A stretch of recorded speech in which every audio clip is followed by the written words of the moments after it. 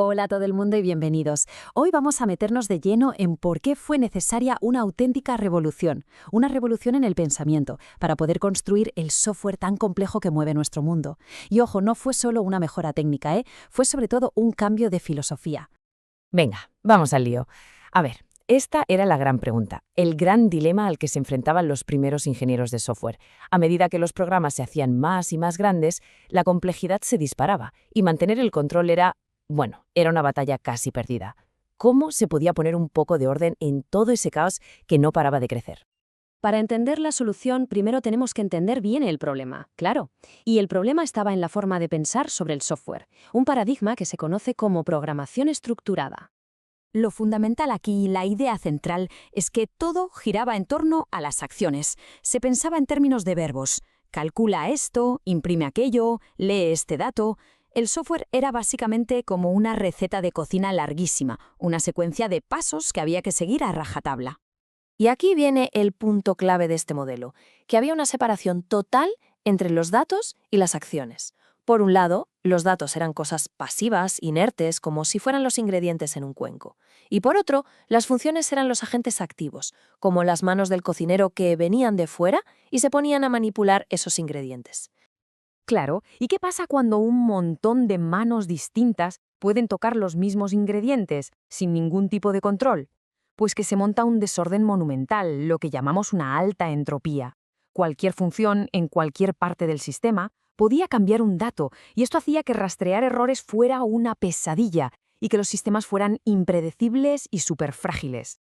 Y entonces, en medio de todo ese lío, llegó una idea que le dio la vuelta a todo. Una forma completamente nueva de ver el software, que proponía pasar de pensar en las acciones a pensar en las cosas en sí mismas. Y este fue el cambio radical. La programación orientada a objetos, o PU, propuso algo revolucionario. Oye, dejemos de centrarnos en los verbos, en las funciones, y empecemos a centrarnos en los sustantivos, en las entidades, en las cosas que forman nuestro sistema. Y así es como nace el concepto de objeto. Se acabaron los ingredientes pasivos por un lado y las manos activas por otro. Ahora lo que tenemos es una entidad autónoma, una especie de célula que contiene sus propios datos y también las únicas herramientas que pueden modificar esos datos. En resumen, se gestiona a sí misma. Vale, para poder construir este nuevo mundo de sustantivos necesitamos entender dos conceptos que son fundamentales. A menudo se confunden, pero son súper diferentes y es crítico entenderlos: la clase y el objeto. Y creo que esto lo ilustra de maravilla. La clase es la idea, el plano de una casa, la receta de unas galletas. Es el concepto abstracto. En cambio, el objeto es la cosa real, la cosa tangible. Es la casa que se construye a partir de ese plano. Es la galleta que horneamos con esa receta. Nadie puede vivir en un plano, pero sí que se puede vivir en una casa. Así que el punto crucial, y esto es muy importante, es que la clase es la definición, es el plano del arquitecto que existe en el código. Simplemente describe cómo será algo, pero no es ese algo. No consume memoria como si fuera una entidad viva en el sistema.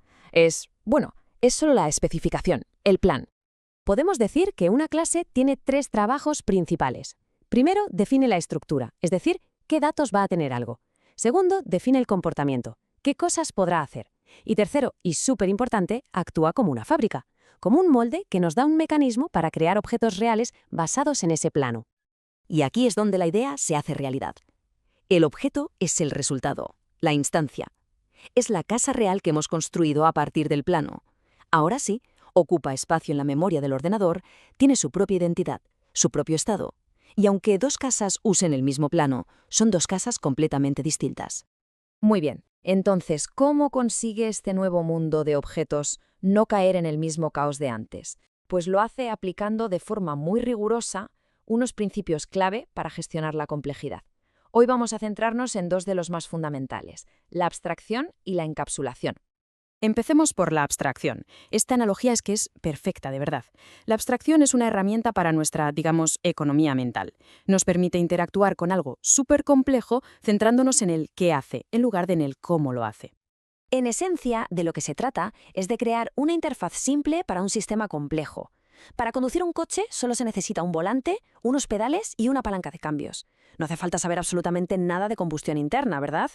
Pues eso es la abstracción en acción, ocultar toda la complejidad que no necesitamos conocer. El segundo pilar es la encapsulación. Y si la abstracción se centraba en simplificar cómo vemos las cosas desde fuera, la encapsulación se centra en proteger cómo funcionan por dentro. Hay que pensar en ella como si fuera una barrera protectora. El objetivo es simple, pero muy, muy potente. Un objeto es el único responsable de su propio estado. Nadie desde fuera puede entrar y modificar sus datos internos directamente, sin más. Si alguien quiere cambiar algo, tiene que pedírselo amablemente al objeto, a través de sus métodos públicos, y el objeto ya decidirá si ese cambio es válido o no. Y esto es lo que protege la integridad de todo el sistema. Así que para que quede claro, la abstracción es una herramienta de diseño que nos ayuda a pensar, a simplificar la complejidad. Y la encapsulación es una herramienta de implementación que nos da seguridad. Son como las dos caras de la misma moneda para poder gestionar el caos. Entonces, ¿por qué importa tanto todo esto? Pues porque el impacto de este cambio de paradigma va muchísimo más allá de cómo se organiza un poco de código. Y este es el punto clave, la idea final. La programación orientada a objetos funciona tan bien porque, en el fondo, imita la forma en que los seres humanos percibimos y organizamos el mundo real. De forma natural pensamos en términos de objetos que tienen propiedades y que tienen comportamientos.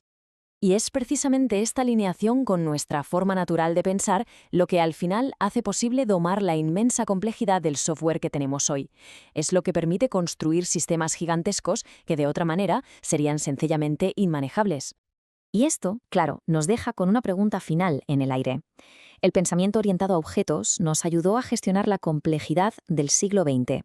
Pero ahora que nos adentramos de lleno en la era de la inteligencia artificial, de los sistemas distribuidos, de una complejidad todavía mayor, la pregunta es, ¿qué nueva forma de pensar, qué nueva revolución filosófica vamos a necesitar para domar el caos del futuro?